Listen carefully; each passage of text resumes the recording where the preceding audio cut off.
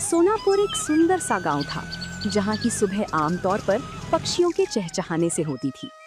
उसी गांव के चौक पर माधव अपनी रेड़ी को जोर लगाकर धक्का दे रहा था, जिस पर केवल पत्ता गोभियों का ढेर लगा था।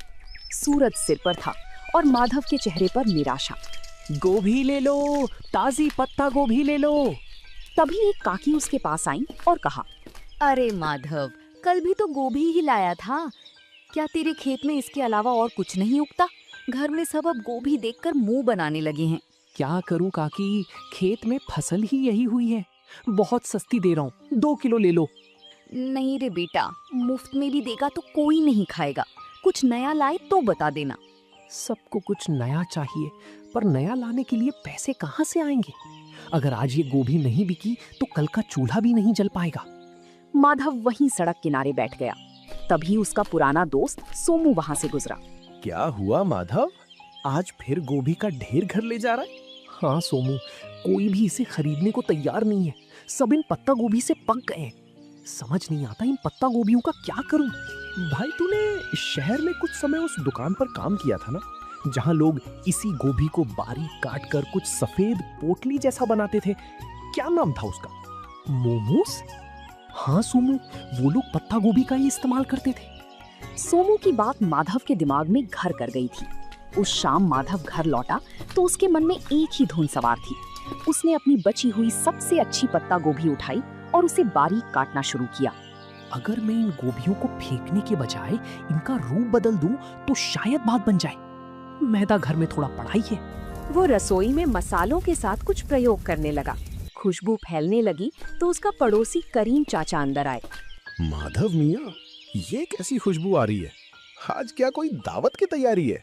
आइए चाचा, दावत तो नहीं पर एक कोशिश कर रहा हूँ। ये देखिए, मैंने इन गोभियों को मसालों के साथ पकाकर इस मैदे की लोई में भर दिया है। अरे ये तो छोटी छोटी सफेद पोटलियां लग रही हैं। इन्हें तेल में तलोगे क्या? नहीं चाचा, इन्हें बस भाप में पकाऊंगा। ये बिना तेल का खाना होगा, जो गांव वालों के लिए बिल्कुल नया होगा। बिना तेल का? क्या लोग खाएंगे? यहाँ तो सबको तला भुना पसंद है। स्वाद अच्छा हुआ तो सब खाएंगे चाचा। बस दुआ कीजिए कि ये भाप में ठीक से पक जाए। कल सुबह गांव के चौराहे पर मैं इसी का ठेला लगाऊंगा। हिम्मत तो बड़ी है तेरी। चल ये पक जाए तो एक मुझे भी चखाना।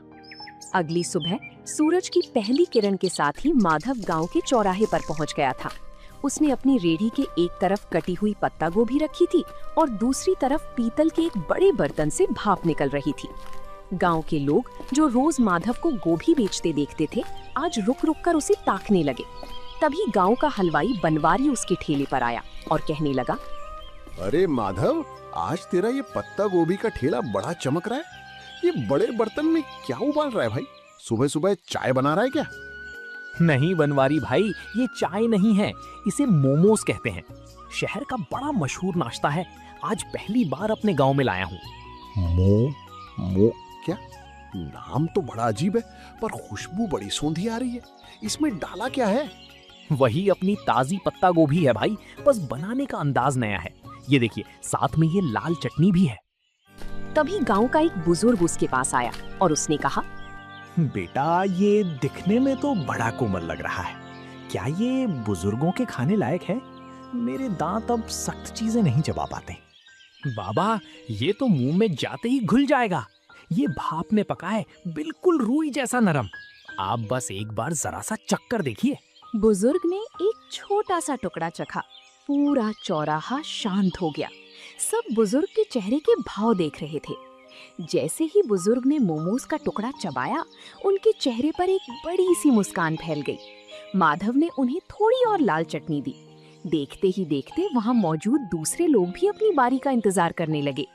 वाह माधव, ये तो वाकई कमाल की चीज है। इतना नरम और जायकेदार, और ये लाल चटनी, इसने तो सोई हुई जुबान को जगा दिया। तभी वहां माधव का दोस्त सोमू भी आ जाता है। माधव, मुझे भी एक प्लेट दे भाई। कल तो तू बड़ा परेशान था और आज तूने यहाँ कमाल कर दिया। अब जल्दी जल्दी इसका स्वाद सबको चखा दे, लोग इंतजार कर रहे हैं। हाँ सोमू, सबको दूंगा, पर ध्यान रखना, चटनी थोड़ी तीखी है, संभल कर खाना। अरे माधव, तीखा ही तो असली मजा है। शहर में लोग क्या वाकई रोज यही खाते हैं? मुझे तो लगता था वहाँ के लोग बस महंगा खाना जानते हैं। हाँ काका, शहर में तो इसे खाने के लिए लंबी लाइनें लगती हैं। मैंने सोचा जब हमारे खेत में इतनी अच्छी गोभी होती है तो हम गांव वालों को ये स्वाद क्यों ना मिले। भाई माधव, तूने तो मेरी मिठाई की दुकान के सामने रौनक लगा दी। एक प्लेट मेरे लिए भी लगा। देखूं तो सही, इस पत्ता गोभी के नए अवतार में ऐसा क्या जादू है। दोपहर होते होते माधव की सारी पत्ता गोभी खत्म हो गई थी, लेकिन सब्जी के रूप में नहीं बल्कि मोमोज के रूप में। माधव ने आज पहली बार अपने हाथ में इतने पैसे देखे थे। उसकी आंखों में खुशी के आंसू थे और मन में एक नया हौसला। उसे समझ आ गया था कि मेहनत और नयापन कभी बेकार नहीं जाता। जिसके बाद अगले कुछ दिनों तक माधव का काम तेजी से चल पड़ा। अब लोग सुबह से ही माधव के आने का इंतजार करने लगे थे। लेकिन जैसे जैसे काम बढ़ा, माधव के पास संसाधनों की कमी होने लगी। उसके पास सिर्फ एक छोटा बर्तन था और अकेले सारा काम करना उसके लिए मुश्किल होता जा रहा था। गोभी काटना, मैदा गूंथना, फिर उसे बेलना और फिर भाप देना, अकेले करते करते हाथ जवाब देने लगे हैं। पर अगर रुक गया तो लोग निराश हो जाएंगे। तभी करीम चाचा उसके पास आते हैं और कहते हैं, क्या बात है माधव मियाँ, काम कैसा चल रहा है? आज चेहरे पर वो चमक नहीं है जो हमेशा रहती है। काफी थके थके से भी लग रहे हो। चाचा, काम तो बहुत है पर हाथ सिर्फ 2 हैं। लोग को मेरे हाथों के मोमोज बहुत पसंद आने हैं और अब वे उसे ज्यादा मात्रा में मांग रहे हैं। और मेरे पास बर्तन इतना छोटा है कि एक बार में सिर्फ 10-12 मोमोज ही बन पाते हैं। अरे ये तो बहुत अच्छी बात है। अगर बरकत हो रही है तो घबराता क्यों है? शहर जा और एक बड़ा स्टीमर लेकर आ। और सुन, सारा काम अकेले क्यों करता है, किसी को साथ लगा ले। पैसे तो आ रहे हैं चाचा, पर क्या ये काम टिकेगा? कहीं लोग 4 दिन बाद ऊब गए तो मेरी सारी कमाई डूब जाएगी। मेहनत कभी नहीं डूबती बेटा। तूने साधारण सी पत्ता गोभी को पहचान दिलाई है। अब खुद को एक बड़ा व्यापारी बनाने की सोच। करीम चाचा की सलाह मानकर माधव ने अगले दिन अपनी रेहड़ी नहीं लगाई।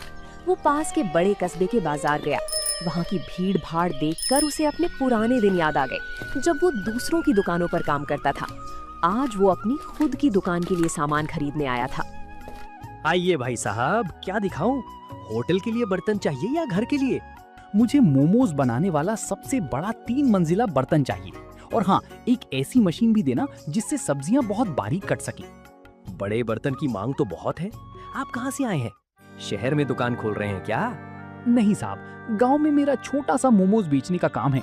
वहाँ लोगों को उसका स्वाद बहुत पसंद आ रहा है। ये तो बड़ी अच्छी बात है। ये लीजिए, ये स्टील का सबसे बढ़िया बर्तन है। इसमें एक साथ 50 मोमोज आराम से बन जाएंगे। और ये रही आपकी नई मशीन। इससे आपकी मेहनत आधी हो जाएगी। शुक्रिया। अब गांव लौटकर मुझे सिर्फ खाना नहीं बनाना बल्कि अपने काम को और बेहतर बनाना है। कल से गांव वालों को मोमोज खाने के लिए इंतजार नहीं करना पड़ेगा। माधव जब नए बर्तनों के साथ गांव लौटा तो शाम हो चुकी थी। रास्ते में उसने ढेर सारी पत्ता गोभी खरीदी। उसे पता था कि अब उसका संघर्ष एक नए मुकाम पर पहुंच चुका है। उसने रात भर जागकर नए बर्तनों को साफ किया और अगले दिन की तैयारी की। अगली सुबह जब माधव चौराहे पर पहुंचा तो उसकी रेहड़ी का नजारा बदला हुआ था। 3 मंजिलों वाला ऊंचा स्टील का स्टीमर सूरज की रोशनी में चमक रहा था। गांव वाले ये नया अजूबा देखने के लिए जमा हो गए। माधव के चेहरे पर एक नई चमक थी, क्योंकि अब उसे ग्राहकों को इंतजार नहीं कराना पड़ता था। वाह भाई माधव, ये क्या रॉकेट ले आया आज? ये तो बड़ा आलीशान लग रहा है। रॉकेट नहीं है सोमू भाई, ये 3 मंजिला स्टीमर है। अब एक साथ कई लोग मोमोज खा पाएंगे। कल तक तुम लोग शिकायत करते थे ना कि देर लगती है, लेकिन अब इसकी मदद से नहीं लगेगी। अरे भाई, बर्तन तो बड़ा कर लिया, पर क्या स्वाद वही रहेगा? अक्सर काम बढ़ने पर लोग जायका भूल जाते हैं। भनवारी भाई, जायका तो मेरी मेहनत में है, बर्तन में नहीं। आप बस देखते जाइए। आज मैंने चटनी में एक खास चीज और मिलाई है, खेत का ताजा पुदीना। माधव, सुना है तूने कस्बे से कोई मशीन भी मंगवाई है? क्या आप मशीन से खाना बनाएगा? नहीं काका, मशीन सिर्फ सब्जियां बारीक काटने के लिए है। मेहनत तो अभी भी इन हाथों की ही रहेगी। मशीन से बस मेरा समय बचेगा ताकि मैं आप सबको गर्मा गर्म खाना खिला सकूं। उस दिन माधव की रेहड़ी पर इतनी भीड़ थी कि गांव का मुख्य रास्ता जाम होने लगा।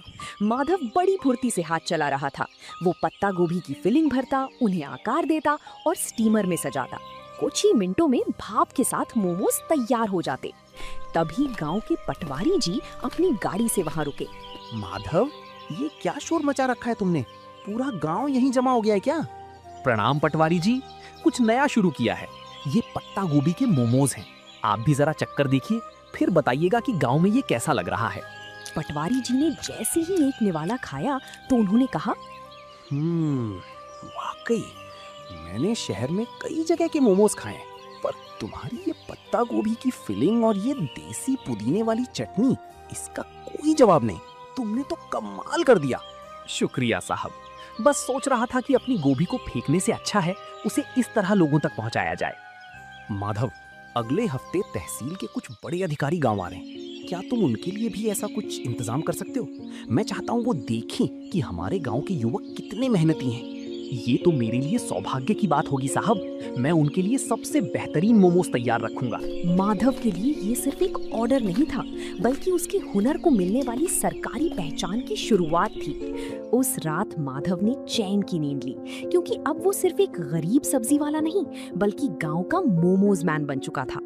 पटवारी जी का वादा माधव के लिए एक बहुत बड़ी चुनौती और अवसर दोनों था। तहसील के अधिकारियों का आना कोई छोटी बात नहीं थी। माधव ने तय किया कि वो इस मौके को हाथ से जाने नहीं देगा। उसने अपने छोटे से रसोई घर को साफ किया और अपनी रेहड़ी को अच्छे से सजाया। माधव बेटा, कल का दिन बहुत बड़ा है। सुना है शहर से बड़े साहब लोग आ रहे हैं। क्या तूने सारी तैयारी कर ली? हाँ चाचा, मैंने आज सुबह ही खेत से सबसे ताजी और कोमल पत्ता गोभी तोड़ी है। मैं नहीं चाहता कि स्वाद में जरा भी कमी रहे, बस थोड़ा डर लग रहा है। डर कैसा? तूने तो पूरे गांव का दिल जीत लिया है। वो तो फिर भी बाहर के लोग हैं। बस अपनी सादगी और सफाई का ध्यान रखना। सोमू, तू कल मेरी मदद करेगा? मुझे प्लेटें लगाने और पानी पिलाने के लिए किसी भरोसेमंद इंसान की जरूरत होगी। तू चिंता क्यों करता है भाई? मैं सुबह ही पहुंच जाऊंगा। हम दिखा देंगे कि हमारे गांव का स्वाद किसी बड़े शहर के होटल से कम नहीं है। दोपहर का समय था। तहसील के अधिकारी अपनी गाड़ियों से गांव की चौपाल पर पहुंचे। पटवारी जी ने गर्व के साथ माधव की रेहड़ी की ओर इशारा किया। माधव के चेहरे पर एक विनम्र मुस्कान थी। उसने बड़ी ही सफाई से अधिकारियों के सामने गर्मा गर्म मोमोज परोसे। पटवारी जी, मैंने सुना था कि यहाँ का कोई युवक बहुत अच्छा काम कर रहा है।